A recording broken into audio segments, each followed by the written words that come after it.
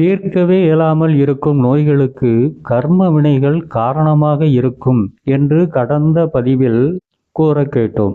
அதன் தொடர்ச்சியாக அந்தந்த நோய்களை தீர்ப்பதற்கு ஓலைச்சுவடிகளில் கூறப்பட்டுள்ளவற்றை இங்கே நமக்கு தருகிறார் கா. முத்துகிருஷ்ணன் அவர்கள்.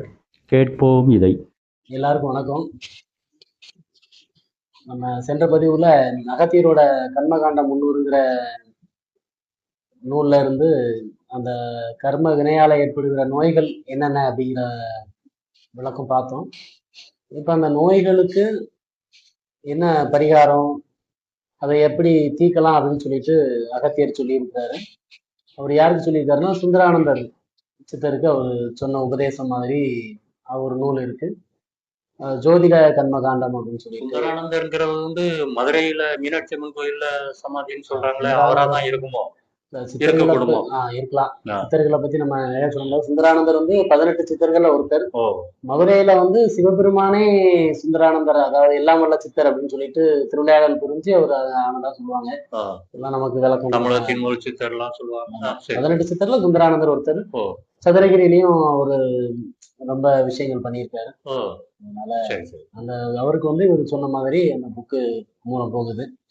இல்ல என்ன ஒரு பாட்டுல சொல்றாரு அப்படின்னா, ஆச்சையா கிரகதோஷம் அறிந்தவர் தீர்த்து கொள்வார், ஆச்சையா கிரகதோஷம் அறியாத பேர் என் செய்வார், ஆச்சையா சுந்தரக்கும் அகத்தியருக்கும் தர்க்கம், ஆச்சையா குருவின் பாதம் அடிபணிந்து உண்மை கேட்க அப்படின்னு சொல்லி ஒரு பாட்டுல சொல்றாரு.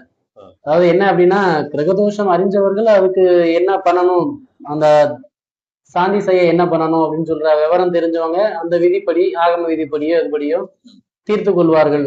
அறியாத பேர்கள் என்ன செய்வாங்க, இப்ப இதை பத்தி தெரியாதவங்க ஒரு பாமர மக்கள் என்ன செய்வாங்க அப்படின்னு சொல்லிட்டு சுந்தரானந்தர் அகத்தியரை பணிஞ்சு அதுக்கு விவரம் கேட்கிறாரு. அப்போ அகத்தியர் சொன்ன பாட்டு தான் இந்த பாட்டு. விதிவசம், விதியை மாத்துறதுக்கு யாராலையும் முடியாது அப்படின்னு சொல்லி, விண்ணோராலும் மண்ணோராலும் ஆகாது அப்படின்னு சொல்லி அகத்திய பெருமான்னு சொல்றாரு. மார்க்கண்டேயரை மாதிரி இருந்தா விதியை வெல்லலாம். மார்க்கண்டேயர் கதை எல்லாருக்கும் தெரியும் நினைக்கிறேன். சுவாமியை சரணடைஞ்சதுனால, சரணாகதி நிலையில போனதுனால அவர் இன்றும் 16ஆ இருந்தாரு. அவருடைய சரிதத்தை இப்போ சொன்னா டைம் நிறைய நேரம் போயிட்டே இருக்கும். என்றும் 16 அப்படிம்பாங்க மார்க்கண்டேயர். ஏன் அப்படின்னா, விதியை மதியால் வெல்லலாம்ங்கிற விதி இருந்தாதான் வெல்ல முடியுங்கிறதுக்கு மார்க்கண்டேயர் புராணம் தான் ஒரு பெரிய உதாரணம். இப்போ இதுல கிரகங்கள் நிற்கும் நிலை உணர்ந்து அதற்கு நாம இந்த அகத்தியர் சொன்ன வண்ணம், அதுக்கு முன்னே இல்லாம பின்னே இல்லாம அவர் என்ன சொல்றாரோ அதன்படி நம்ம செய்தோமே ஆனால் அந்த விதி, அந்த கர்ம வினை அதுல இருந்து நம்ம கொஞ்சம் என்ன பண்ணலாம், விடுபடலாம். அவர் என்ன சொல்றாரு அப்படிங்கிறத நம்ம இப்ப பார்க்கலாம். சிம்பிளா 2-3 இதை பார்த்துட்டு என்னன்னு பார்ப்போம். இப்போ நம்ம அன்னைக்கு சொன்ன மாதிரி தலைநோய், தலையில இவ்வளவு நோயின்னு சொன்னோம் இல்லையா, அந்த சென்ற பதிவுல தலையில வரக்கூடிய பல்வேறு நோய்கள்லாம் அது எதனால வருது, இந்த பொய் பேசுதல், பிறரை எப்போதும் காரணமின்றி திட்டுதல், ஒரு குடும்ப ரகசியங்களை ஒருத்தருக்கு இன்னொருத்தருக்கு சொன்ன குடும்ப ரகசியத்தை ஒருத்தருக்கு சொல்லி நம்பிக்கை துரோகம் பண்றது, நிறைய பிரச்சனைகள் நம்ம போன இதுல சொல்லியிருந்தோம். அதுக்கு என்ன பண்ணலாம் அப்படிங்கிற பரிகாரத்தை அவர் சொல்றாரு. மோஸ்ட்லி என்ன அப்படின்னா, ஒரு முடியாதவங்களுக்கு நம்ம அன்னதானம் செய்யறது, அது சிவனடியார்களா இருக்கட்டும், துறவிகளா இருக்கட்டும், இல்ல முடியாதவங்க பசியில இருக்கிறவங்களுக்கு வயிறார அறுசுவை உணவோட ஒரு நல்ல டேஸ்டியான ஒரு சாப்பாடு கொடுத்தீங்க அப்படின்னா அதோட அந்த வினை கொஞ்சம் குறையும், வினை தாக்கம் குறையும் அப்படின்னு சொல்லி சொல்றாரு. அதுக்கப்புறமா இப்ப நம்ம கார்த்திகை மாசம் ஆரம்பிச்சாச்சு, சபரிமலை எல்லாருமே ஐயப்பனுக்கு மாலை போட்டு நம்ம அன்னதானம் போடுவாங்க. அப்போ அந்த படையல் சாமிக்கு படைப்பாங்க இல்லையா, அந்த பூஜை பண்ணிட்டு அந்த படையலை நம்ம சாப்பிட்றதுக்கு முன்னாடி வேற யாருக்காவது கொஞ்சம் அந்த மாதிரி முடியாதவங்களுக்கு கொடுத்துட்டு நம்ம சாப்பிட்றது இன்னும் சிறப்பு அப்படின்னு சொல்லி சொல்றாரு. அடுத்தாப்புல பாத்தீங்க அப்படின்னா, தோல்வியாதிகளை பத்தி அன்னைக்கு சொல்லியிருந்தோம். அந்த தோல்வியாதிகளுக்கு என்ன பண்ணலாம் அப்படின்னா, நந்தவனம் அமைக்கிறது, நல்ல மலர் செழிப்பா இருக்கிற ஒரு நந்தவனமோ, இல்ல மரம் நடுறது, நல்ல நிழல் தரக்கூடிய மரங்கள், மற்றவங்களுக்கு பயன்படக்கூடிய மரங்கள், கனி தரக்கூடிய மரங்கள் நடுறது, இந்த மாதிரி சில விஷயங்கள் நம்மளால முடிஞ்ச மரக்கன்றுகளை நட்டணும், அதை பாதுகாக்கணும். நட்டா மட்டும் போதாது, நிறைய பேர் 60 லட்சம் மரம் நட்டியிருக்கோம், கோடி மரம் நட்டியிருக்காங்க, எங்க நட்டாங்கன்னு தெரியலங்கிற மாதிரிதான் இருக்கு. இன்னும் தமிழ்நாடே பசுமையா பூமியை மாற்றும் போது நம்மளுடைய தோல் நோய்கள் குறையும். அதுக்கான பரிகாரமா அகத்தியரை தான் சொல்றாரு. ஆமா. அப்புறம் இந்த 96 வகையான கண் நோய் நம்ம அன்னைக்கு சொல்லியிருந்தோம். அந்த நோய்க்கு என்ன அப்படின்னா, ஒரே இது குருமார்களை ஞானியரை சரணடைதல் அப்படின்னு சொல்லி சொல்றாரு. தான தர்மங்கள் செய்யறது, அந்த எப்படி சொல்றது, பிறகு உபகாரம், நமக்கு இதால நமக்கு ஒரு பெனிஃபிட் வரும் அப்படின்னு சொல்லி பண்றதுக்கு பேர் இல்ல தான தர்மங்கள். நமக்கு எதுவும் தேவையில்லைன்னு நம்ம பண்றதுதான் தான தர்மம். ஸோ அந்த மாதிரி தான தர்மம், அதாவது நம்ம எதிர்பார்த்து செய்யக்கூடாது. அந்த மாதிரி அவங்களுக்கு உண்மையிலேயே அவங்க குறிப்பறிஞ்சு நம்ம அவங்களுக்கு செய்யறது, அந்த தான தர்மங்கள் செய்யறது. அறவழியில் யாரெல்லாம் ஒரு கரெக்டா அறவழியில இருக்கிறாங்களோ அவங்களுக்கு நம்ம வேண்டிய உதவியை செய்யறது. ஒரு குருமார்களா இருக்கட்டும், ஒரு நல்ல ஞானிகளா இருக்கட்டும், இப்ப இருக்கிற சாமியார்களா நான் சொல்லல, உண்மையிலேயே ஒரு பெரிய சித்த நிலைக்கு போய் எதுவுமே தேவையில்லாம ரோட்ல உட்காந்துட்டு இருக்க ஒருத்தருக்கு நம்ம என்ன ஹெல்ப் பண்ண முடியுமோ அதை பண்ணிட்டு போகலாம். அது கண்ணவைக்கு சொல்றாங்க. கண்ணோக்கி பல காரணங்கள் அன்னைக்கு சொல்லியிருந்தாங்க. ஆமா, அன்னைக்கு சொல்லியிருக்காங்க.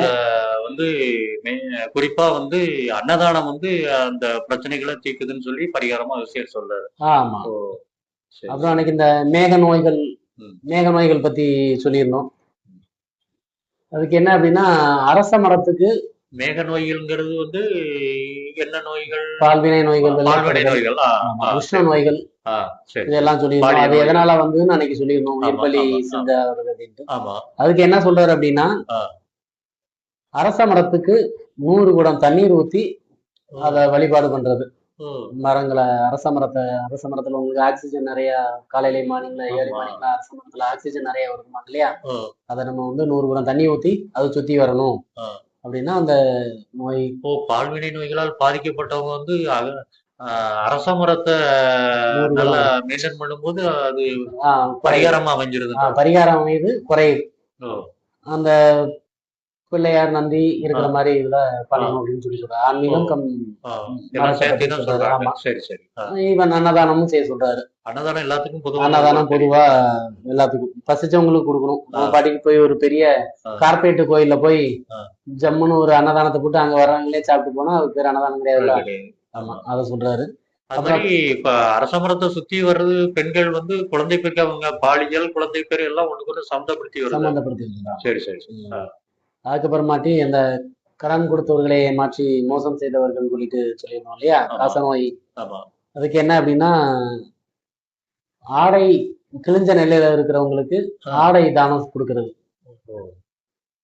அது 100 பேருக்கு கொடுக்கணும். நல்ல துணி இல்லாதவங்களுக்கு நல்ல துணி வாங்கி கொடுக்கணும். ரோட்ல இருக்கிறவங்களுக்கு ஒரு மண்டலத்துக்கு அது உங்களால என்ன முடியுதோ செய்யணும் அப்படிங்கிற ஒரு மண்டலம் 48 நாட்கள். என்ன மண்டலம்? ஒரு மண்டலத்துக்கு ஒரு மண்டலம் 48 நாள் அது செய்யணும் அப்படின்னு சொல்றாங்க. அதுக்கப்புறமாட்டி இந்த வாத நோய்கள் உருவாகிறது காரணம் அன்னைக்கு நம்ம சொல்லிடணும், எல்லாமே அந்த பதிவுல பார்த்துருக்கேன். அந்த வாத நோய்க்கு என்ன சொல்றாங்க அப்படின்னா, மற்றவங்களுக்கு உபயோகப்படுகிற மாதிரி கிணறு, குளம், அத இது பண்ண சொல்றாங்க. குளம் வெட்டுறது, கிணறு வெட்டுறது, நீர் வளத்தை பெருக்கிறது. இங்கு கூறப்பட்டு இருப்பவை செயல்பாட்டிற்கு எளிமையாக இருப்பதால் எல்லோருக்கும் பயனுள்ளதாக இருக்கும் என நம்புகிறோம். பயன்படுத்துங்கள், பயன்படுத்தவும் தெரிவியுங்கள். அத்துடன் தினமும் காலை 6:05 மணிக்கு 1 நிமிடத்தில் ஒரு திருக்குறள் நமது முதல் மீடியாவில் வெளியாகி வருகிறது. அதோடு திருக்குறளுக்கான ஆங்கிலம் மற்றும் மலையாள விளக்கமும் தினமும் எழுத்து வடிவில் பதிவிடப்படுகிறது.